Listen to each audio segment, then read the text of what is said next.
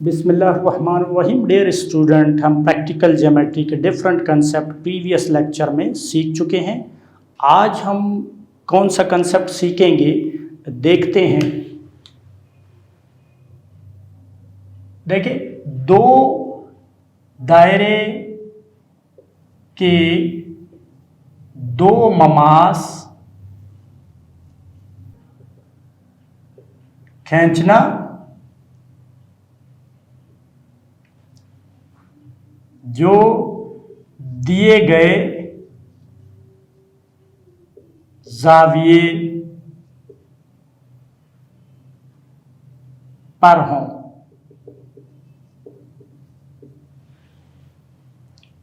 दायरे के कितने, एक दायरा होगा, उसके दो ममास आपने खींचे जो एक ज़ाविया दिया होगा। दोनों ममास के दरमियान वो ज़ाविया जो दिया गया हो उतनी ही मिकदार का ज़ाविया बने, ये हमें दो ममास खींचने। दो ममास तो हम खींच सकते, लेकिन कोई ज़ाविया दिया हो तो हमें दायरे के लिए ऐसे दो ममास खींचने होंगे जो उस ज़ाविये जितनी मिकदार उनके दरमियान हो। मिसाल के तौर पर देखिए, एक ज़ाविया ये है। अब इस मिकदार का ज़ाविये जितने आपने दायरे के ममास खींचने होंगे कि भाई ये कितना हो, ठीक है। तो उसके लिए क्या स्टेप होंगे कि भाई ये ज़ाविया भी उनके दरमियान आ जाए और ममास भी खींच लें। ममास आप जानते हैं, दायरे के एक एक नुक्ते को पर टच करने वाला ख़त, ठीक है। तो हम इसके लिए दायरा लेते हैं और फिर आगे बढ़ते हैं। एक ज़ाविया पहले लेते हैं, ठीक है। कोई सा भी, किसी भी आप मिकदार का ज़ाविया ले लें।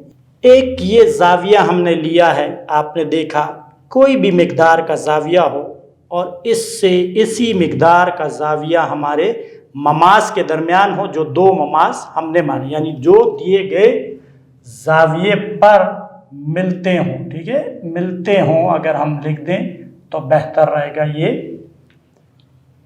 अब आपने दायरा लेना है। एक दायरा मैंने लिया है जिसका मरकज क्या है, ओ है। ये ओ मरकज का एक दायरा मैंने ले लिया। अब इसके हमने ममास खींचने हैं। अब क्या करते हैं हम कि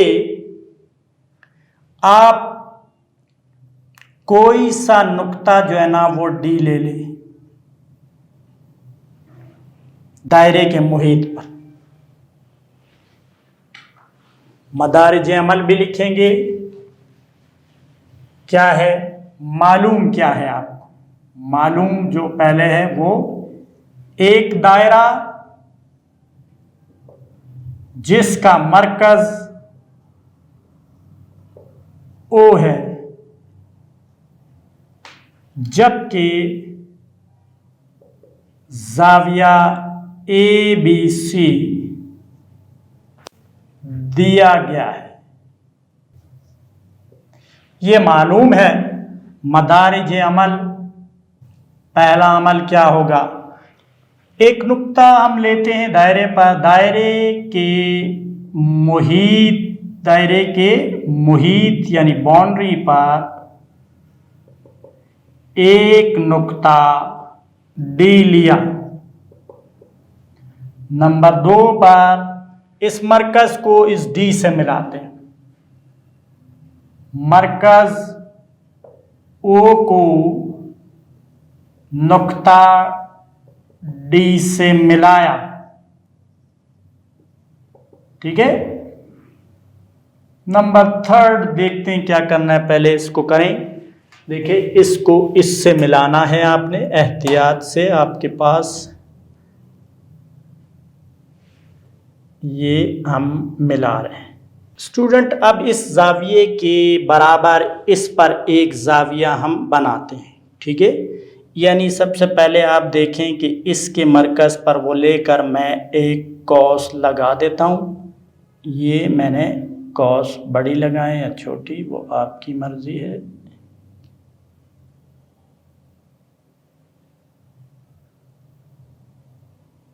ये कॉस लगा ली, ठीक है। फिर जितना डिस्टेंस इसका है यहाँ से और यहाँ तक का डिस्टेंस आपने लेना है कितना है, और इसके हिसाब से यहाँ पर हमने इसको मरकज़ मानना है, ये मरकज़ माना और ये कॉस लगाई, ठीक है।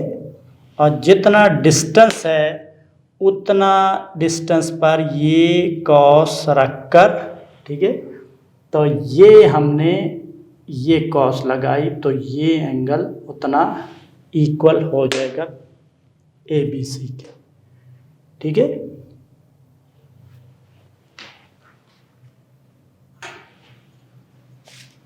देखिए ये हमें मिला है ये पॉइंट, तो ज़ाविया ABC के बराबर DOE ज़ाविया हमने बनाना है।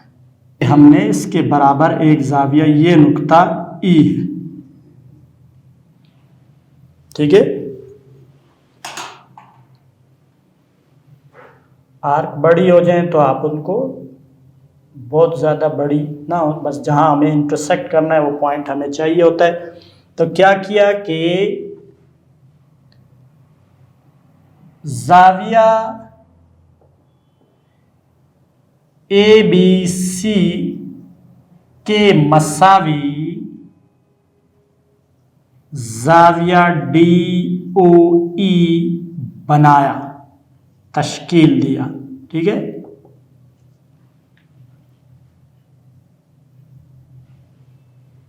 क्लियर हो गया। इस ज़ाविये के बराबर आपने देखा कि इस पर कॉस लगाई और इसका और ये डिस्टेंस जितना है उतनी की आर्क हमने यहाँ मरकज़ लेकर लगाकर और इधर लेकर वो काटी, तो ये उतने का ज़ाविया बन जाएगा।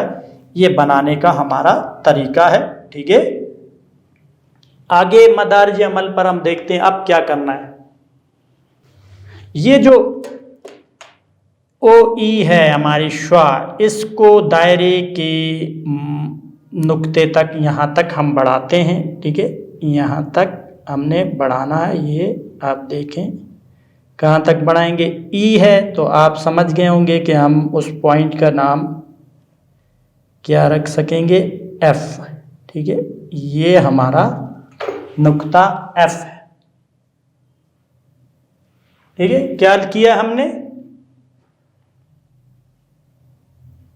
OE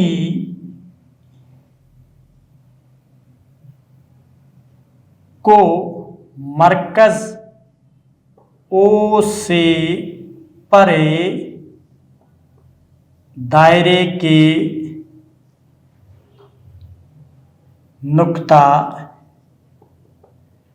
F तक बढ़ाया, ठीक है। ये हो गया। देखिए हमें अब क्या मिला, एंगल D। देखिए ये टोटल ये वाला एंगल, ये अगर आप घुमाएं यहाँ तक तो D पूरी होती है और कितना होता है 180 डिग्री। इन दोनों का सम 180 डिग्री के इक्वल है, ठीक है। तो एंगल DOE इक्वल है किसके, 180 डिग्री माइनस एंगल DOF, ठीक है। क्या कि माइयर एंगल DOE इक्वल है 180 डिग्री माइनस माइयर एंगल DOF। क्लियर है ये टोटल 180, ये इसका जो है ये मुत्तसिल ज़ाविये एडजेसेंट एंगल्स हैं, सप्लीमेंट्री एडजेसेंट एंगल, इसका और इसका सम 180। ये एंगल किसके इक्वल हो जाएगा, 180 में से इस एंगल को माइनस करेंगे। अब स्टूडेंट ये दो पॉइंट इन पर हम अमूद बनाते हैं, खत बनाएंगे जो अमूद हो। आपको पता है अमूद बनाने के लिए क्या करना होता है, ठीक है। ये मरकज़ है, हमने एक आर्क बड़ी हो छोटी हो वो आपकी मर्जी पर है, कितनी आर्क पर आप मुनासिब आर्क, ठीक है, ये हमने लगा दी। और इसी रेडियस को फॉलो करना, चेंज नहीं करना। फिर ये जहाँ पर ये इंटरसेक्ट किया है ये हुआ 60 हुआ, और इसके बाद इसको मरकज़ मानना है एहतियात के साथ, ये 120 हुआ, और इसके बाद आप देखें 120 और 160 को अगर हम फॉलो करें, इन्हीं आर्क्स पर अगर फॉलो कर लें तो भी कोई फ़र्क नहीं है। ये 120 पर रख कर यहाँ देखें आप, ये इंटरसेक्ट किया तो ये अमूद बनने के लिए वो हो गया। ठीक है, किस तरह ये पॉइंट हमें मिला है 90 का एंगल अमूद यही होता है, और ये इसको और इसको मिलाते हैं और हम डी नुक्ता डी पर अमूद हासिल करते हैं। ये हमने हासिल किया। देखें थोड़ी आर्क डिस्टर्ब हुई है स्केल से, थोड़े हाथ से तो नहीं बनती वैसे ये, लेकिन हम क्योंकि बना चुके हैं, आप देख चुके हैं, ये हमने ड्रा कर दिया है। इसको यहाँ अगर बढ़ाएं हम, ठीक है, और इसी तरह यहाँ पर F पर भी हमने करना है। तो यहाँ पर ये नुक्ता जो है हमारा एक तरह से G हो गया। ठीक है, तो नुक्ता D पर अमूद हमने गिराया है DG।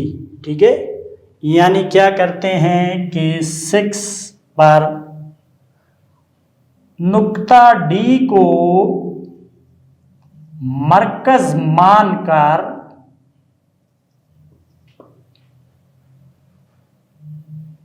OD पर DG अमूद गिराया। ठीक है, या बनाया, तश्कील दिया। नंबर 7 F पर यही काम करते हैं, प्रकार की मदद से यही सब कुछ देखें। ये मरकज और ये हमने इसको आपने आर्क लगानी है। फिर वही तो इसके बाद यहाँ पर 60, ये 120, और इसके बाद 90 के लिए 60 को रखेंगे और 120 पर ये हमारा अमूद के लिए पॉइंट आ गया। अब ये इस नुक्ते से ये जो हैं हमारी, और इससे गुज़रती हुई F और इससे गुज़रती हुई हम एक ख़त खींचते हैं। तो क्या किया, नुक्ता F को मरकज मानकर OF पर अमूद FH गिराया। ठीक है, ये पॉइंट H हो गया। जिसने क्या किया है, जिसने पहले अमूद को नुक्ता, देखो एक नुक्ता ये P ले लेते हैं, नुक्ता P पर कता किया। ठीक हो गया स्टूडेंट। इसने जब नुक्ता P पर कता किया तो आप देखें कि ये वाली डायग्राम एक क्वाड्रिलेटरल बन गई, एक काइट की शक्ल में बन गई। ठीक है, ये देखें, एक ज़िला ये, एक ये, एक ये, एक ये। इसमें क्योंकि ये अमूद गिराया ये 90, ये अमूद गिराया ये 90, तो किसी भी क्वाड्रिलेटरल में जो सम ऑफ एंगल होते हैं वो 360 डिग्री होते हैं। अब ये 90 और 90 180 तो माइनस हो गए, तो 180 रह गया। ये किसका सम होगा, इस एंगल का। ठीक है, ये एंगल मैं थोड़े से आपको ब्लू कलर से बता दूं कि ये वाला एंगल और इस एंगल का सम 180 डिग्री के इक्वल होगा। ठीक है, ये एंगल क्या है कि आप देखें कि मैयर, अगर इसको मैं मदारिज अमल तो नहीं कर रहे हैं, लेकिन हम रीजनिंग कर रहे हैं। मैयर एंगल DOF प्लस मैयर angle DPF is equal to 180 degree. ठीक है, क्योंकि ये दो तो 180 निकल गए, तो ये क्वाड्रिलेटरल है आपकी क्या, ODPF या OFPD। ये देखें, ये क्वाड्रिलेटरल बनी हुई है। ठीक है, तो मैयर एंगल DOF किसके इक्वल हो जाएगा, ये वहां जाकर -180 degree minus Maihar angle DPF। ठीक है, मदारिजे अमल या मरहला क्या है, ये देखें 5 और 8 के मुताबिक क्या है, देखें ये इक्वल है DOE किसके इक्वल है, 180 degree minus Maihar angle DOF।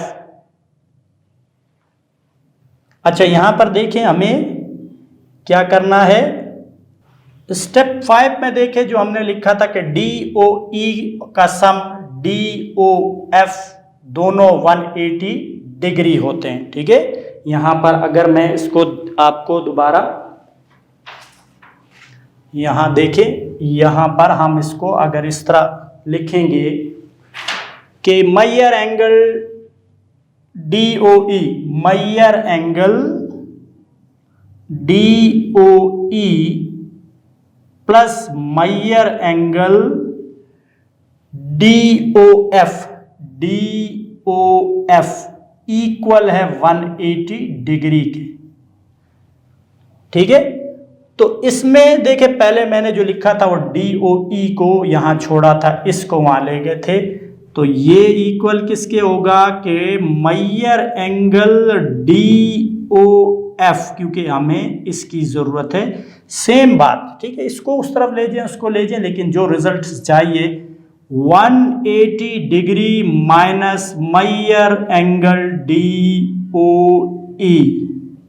ठीक है, यानी ये DOF 180 माइनस DOE के इक्वल होगा। अब हम इसे कंपेयर करें, देखिए ये रिजल्ट आपका, ये वाला रिजल्ट और ये रिजल्ट आपका जो 8th में आया है, दोनों एंगल DOF कंपेयर करते हैं तो DOF यानी इसका मतलब लेफ्ट साइड इनकी इक्वल है तो राइट साइड भी आपस में इक्वल होगी।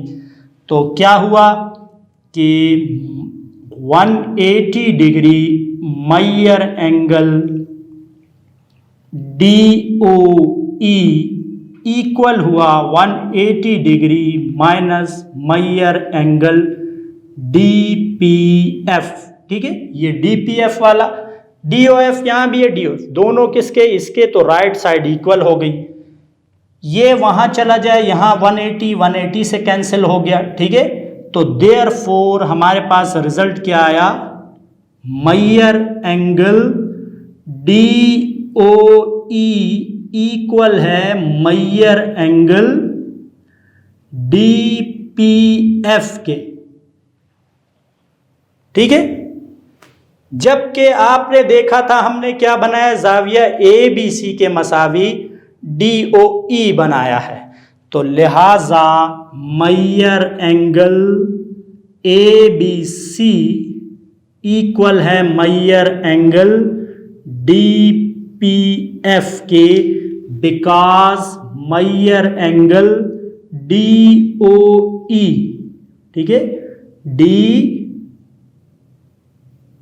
इक्वल है Maihar angle A B C. थोड़ी सी इसमें रीजनिंग करनी पड़ती है मदारिज अमल के अलावा, ठीक है, क्योंकि ये हमने एंगल बनाया था इसके इक्वल, ठीक है, तो ये एंगल आ गया है इसके इक्वल, तो इसका मतलब है कि ये एंगल इसके इक्वल हुआ और ये दोनों ममास है, देखो ये अमूद है, नुक्ता एफ को छूता हुआ जा रहा है और ये डी पी, ठीक है, डी जी डी को छूता हुआ जा रहा है 90 का एंगल बनाते हुए, तो ये दोनों किस एंगल पर मिले, ए बी सी के एंगल पर मिल गए, ठीक है। तो क्या लिखेंगे आखिर में, आखिरी स्टेप आपने जो लिखना है वो क्या लिखना है कि पस क्या है, डी जी और एफ एच मतलूबा ममास हैं जो दिए गए जाविया की मिकदार पर मिलते हैं, ठीक हो गया। तो ये स्टेपिंग थोड़ी सी रीजनिंग इसमें है, बाकी कंस्ट्रक्शन कोई वो नहीं, हमने रीजनिंग इसलिए करनी क्योंकि हमारे ये दो ममास यहाँ बने, हमें ये प्रूफ देना है कि ये इसके इक्वल जब आ गया तो हमने कहा ये तो इसके इक्वल है, कि एंगल डी ओ ई हमने बनाया ही ए बी सी के मसावी है। आपने कंस्ट्रक्शन में देखा, कंस्ट्रक्शन स्टेप नंबर 3 ये बनाया और फिर अभी हमने रीजनिंग की है कि इन दोनों का सम 180 डिग्री होता है और इसका ये इक्वल हो जाएगा 180 माइनस दिस, और फिर इस क्वाड्रिलेटरल में हम जानते हैं ये 90 है, 360 डिग्री टोटल होता है, तो 180 निकल गया, 90 का प्लस 180 इन दोनों का सम है, ये दोनों का सम डी ओ एफ और डी पी एफ, तो डी ओ एफ किसके इक्वल हुआ, 180 माइनस डी पी एफ, और डी ओ एफ पहले किसके इक्वल है, 180 इस स्टेप में माइनस डी ओ ई, तो ये दोनों आपस में इक्वल हुए, तो डी ओ ई इक्वल आ गया डी पी एफ के, जबकि डी ओ ई इक्वल है आपका ए बी सी के। जब ये प्रूव हो गया तो ये एंगल किसके दरमियान है, इन दो के जो डी पर और एफ पर ममास हैं, देखिए अमूद भी। तो आपने देखा कि किस तरह कंस्ट्रक्शन स्टेप्स किए हमने, ठीक है। तो स्टूडेंट ये है दायरे के दो ममास खींचना जो दिए गए जाविये पर मिलते हों, ठीक है। तो हम देखते हैं कि टेक्स्ट बुक में आपके लिए कौन से क्वेश्चन मौजूद है, इसकी भी एक्सरसाइज जो है वो 13.3 है, दो मसावी दायरे, ठीक है। क्वेश्चन नंबर 6 है आपका, ठीक है। क्वेश्चन नंबर एक्सरसाइज 13.3 है प्रैक्टिस के लिए।